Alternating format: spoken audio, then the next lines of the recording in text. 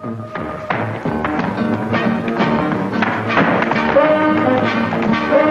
was a famous trumpet man from out Chicago way. He had a boogie style that no one else could play.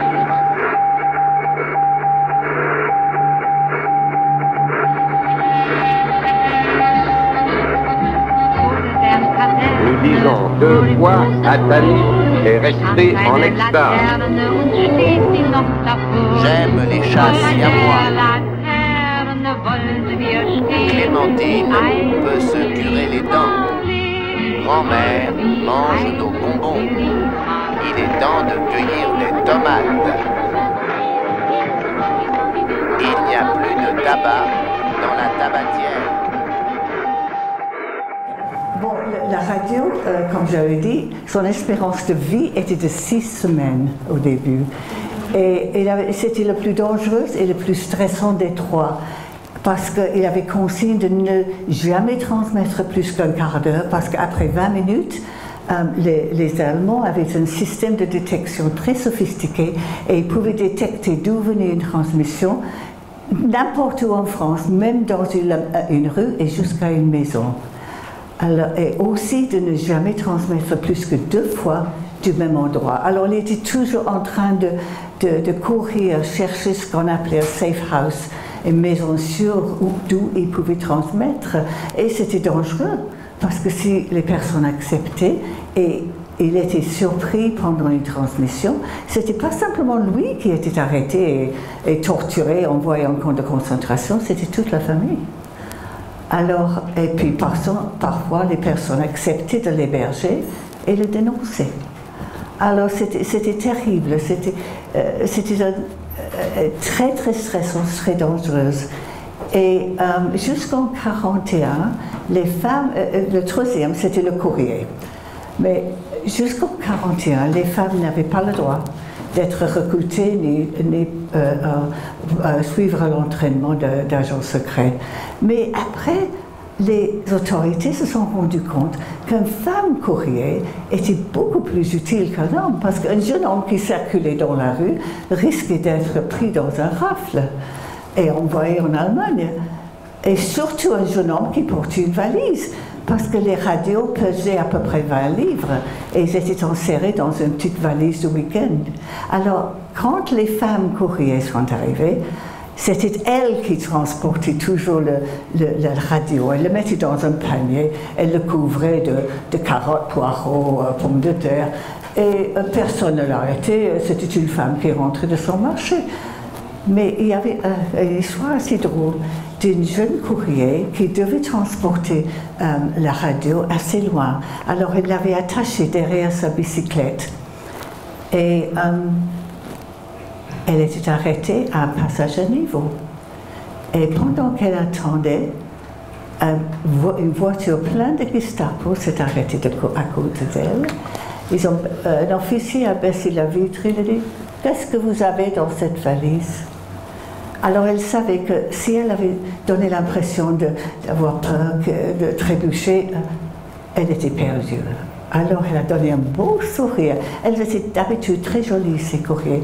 Et elle a dit, j'ai une radio et je vais contacter Londres et leur dire tout ce que vous faites ici. Et elle a continué à sourire. Alors il a regardé et puis lui aussi a souri.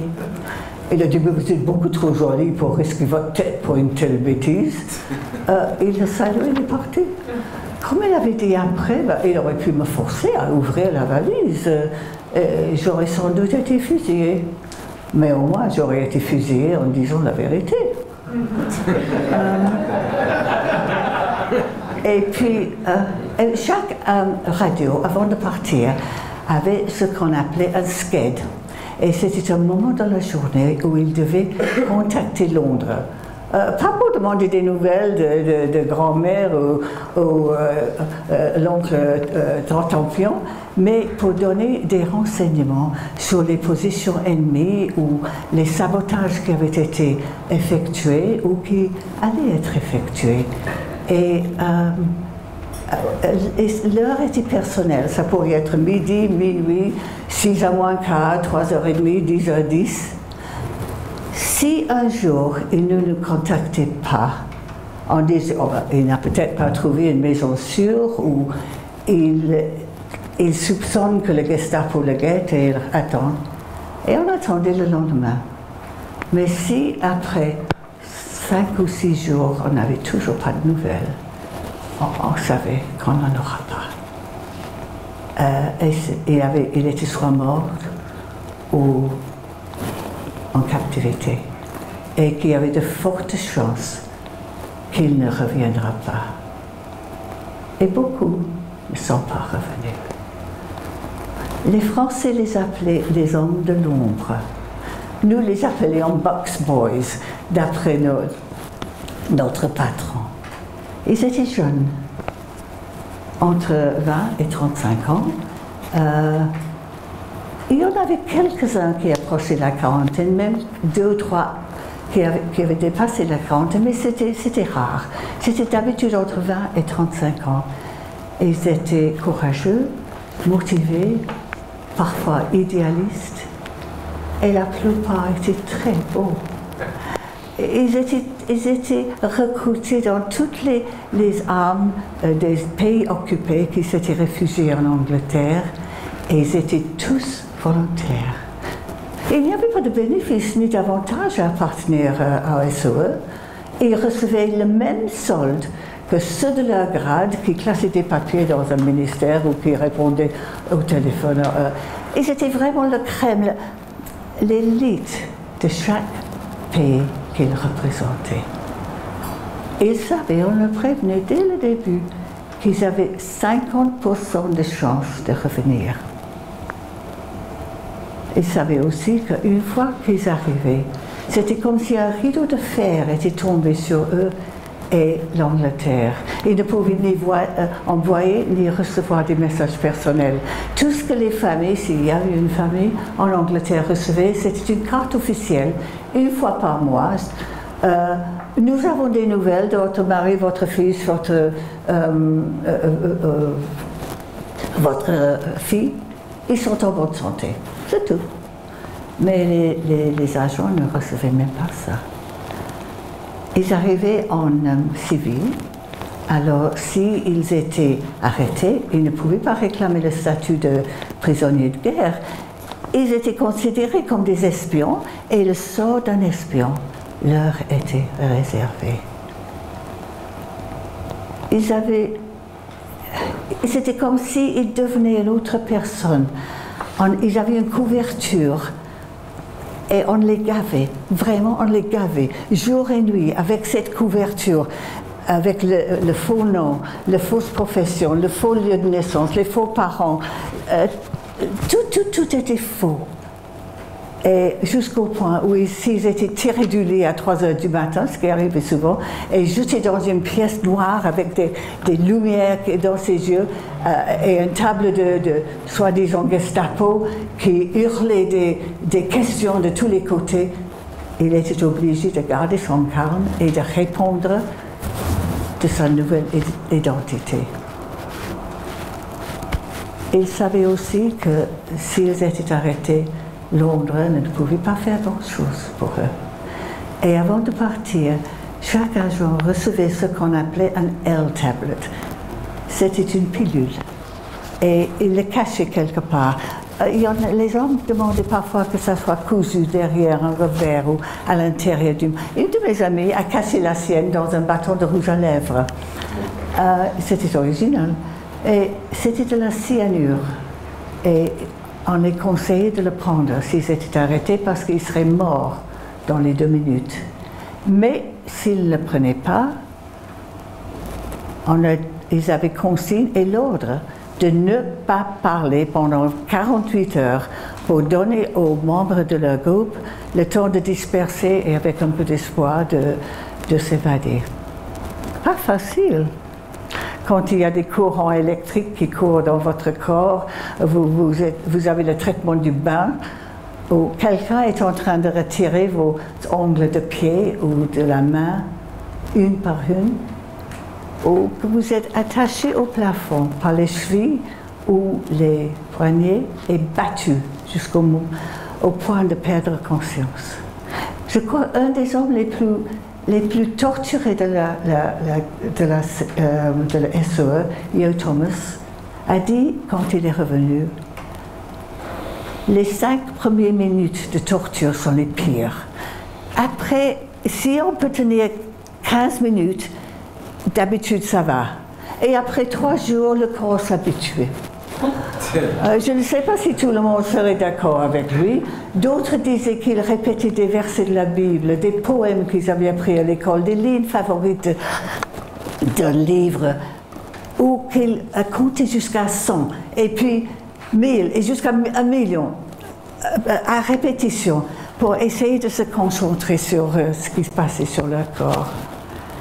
Les agents, les futurs agents, étaient au courant de tout ça. On l'a prévenu. Il n'était pas obligé de partir. Il pouvait se retirer même à la dernière minute. Mais en sachant tout ça, ils avaient peur. Les hommes courageux, toujours peur. La peur n'est pas... Le courage n'est pas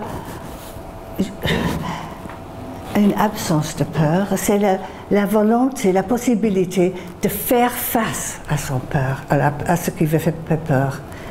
Il faisait face et il partait. Beaucoup pour ne jamais revenir. La BBC avait un grand rôle à jouer pendant la guerre. Pour la France, il y avait 8 ou 9 émissions par jour qui passaient.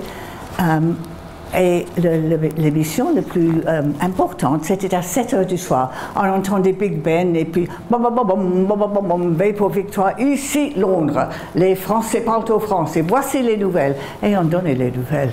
Et croyez-moi, il n'y en avait pas beaucoup de bonnes nouvelles à donner au début dans les premières années de la guerre. Et à la fin, voici quelques messages personnels. Ces messages étaient complètement débiles. Ils étaient ridicules. Et ils passaient en clair.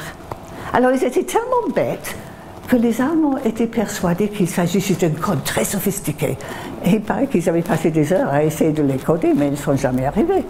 On ne peut pas déchiffrer quelque chose qui n'a pas été mis en code au début. Mais ces messages avaient un sens pour ceux qui l'écoutaient.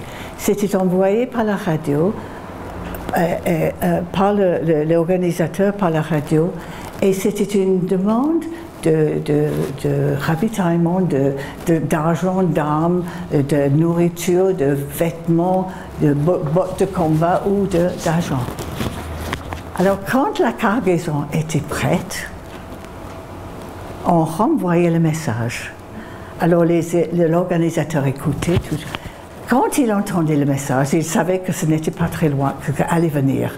Alors le courrier allait vite prévenir tout le monde, préparez-vous. Et d'habitude, les propriétaires de bar tabac étaient très très coopératifs. Alors elle allait mettre sa bicyclette contre, elle allait prendre le limonade en disant premier message. Et quand les résistants qui travaillaient dans la ville ou le village arrivaient prendre le coup de rouge avant de rentrer, le barman disait premier message. Et on essayait de faire passer le message 3 fois ou 5 nuits de suite pour leur donner le temps de se préparer. Mais la nuit où ça devait avoir lieu, il y avait un subtil changement. On introduisait une couleur. Alors je vais vous donner un exemple. Il y a une vache endormie sur le canapé de la duchesse. Le chèvre de la voisine a mangé le caleçon de grand-père. Papa lapin salue maman lapin et bébé lapin. Vous savez, c'est pas étonnant que les Allemands étaient un peu perplexes avec tout ça. Mais le soir où ça devait passer, ça devenait « Il y a une vache endormie sur le canapé rose de la duchesse » où le chèvre de la voisine a mangé le caleçon bleu de grand-père. Alors, les résistants prévenus par le barman, avant le couvre-feu, ils allaient tous dans une ferme ou une maison isolée, pas tous ensemble pour ne pas prévenir les Allemands.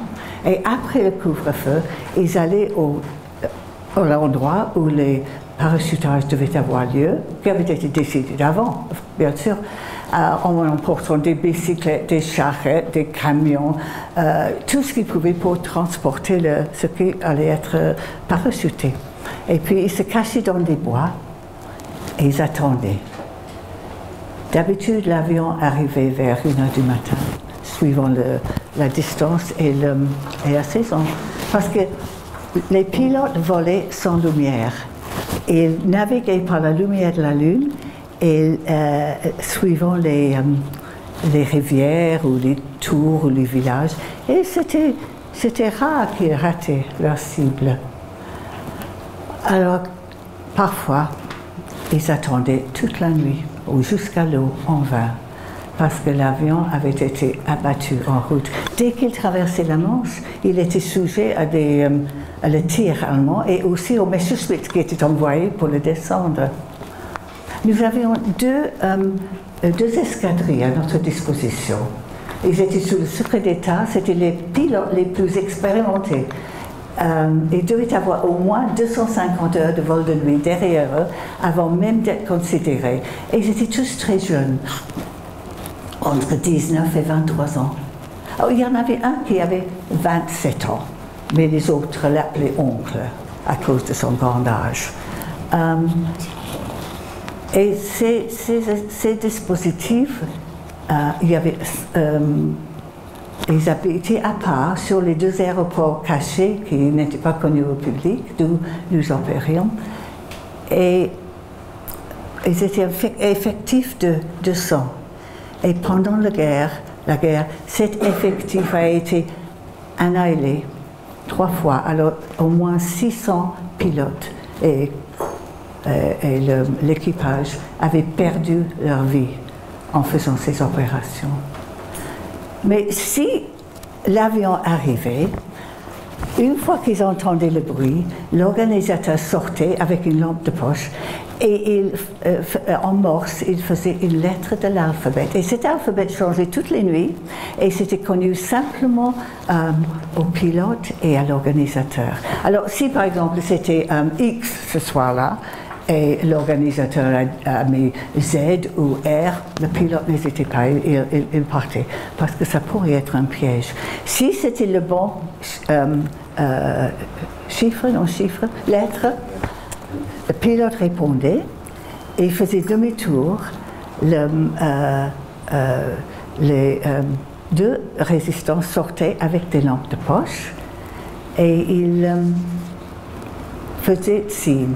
Et ça faisait un couloir dans lequel il devait parachuter tout ce qui avait été demandé.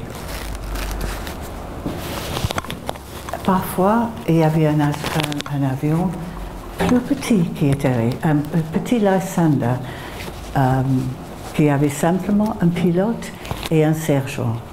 Et il n'avait aucune protection du tout. Et on envoyait un Lysander quand il y avait un agent blessé qui devait être répatrié ou pour ramener une personne. Jean Moulin est arrivé en Angleterre comme ça.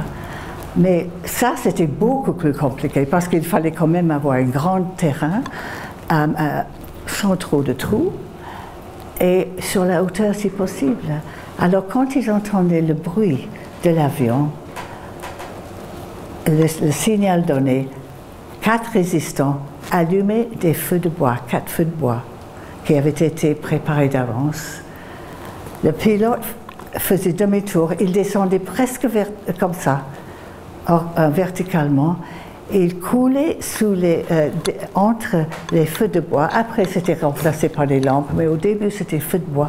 Il coulait il ne s'arrêtait même pas le moteur, il ne s'arrêtait presque pas. Le sergent ouvrait la porte, il jetait, s'il y avait peut-être un remplaçant, il jetait tous dehors, les autres sautaient et ils repartaient. Et l'opération devait être effectuée dans 3 minutes et demie. Et le voyage de retour était périlleux, parce que les Allemands avaient été alertés, pas simplement par le bruit de l'avion, mais par les feux de bois. Et les avions arrivaient parfois avec le fuselage absolument criblé de balles, et les ailes presque arrachées. Ils arrivaient à atterrir et puis ils prirent feu. Les passagers étaient derrière, ils pouvaient sauter. ils n'étaient jamais blessés. Mais c'était le pilote. Il y avait toujours une ambulance et une équipe de secours qui les attendait. Et s'il n'arrivait pas à sortir le pilote de sa cabine, il était brûlé vif. Et si on le sortait, parfois il était dans un triste état. J'ai vu des pilotes avec des mains qui n'étaient que des griffes et des figures qui n'existaient pas, juste un morceau de peau entre les deux oreilles. Les yeux étaient protégés par les lunettes qu'ils portaient, mais ils n'avaient pas de cils. Les yeux, 2 trous pour le nez et un trou pour la bouche. Et ils étaient horribles, hideux. Et quelques heures avant, ils avaient été des beaux jeunes garçons avec toute leur vie devant eux. Mais leur vie était terminée. Ils ne pouvaient pas vivre en société. Ils étaient obligés de vivre dans les foyers pour les mutiler, comme ça.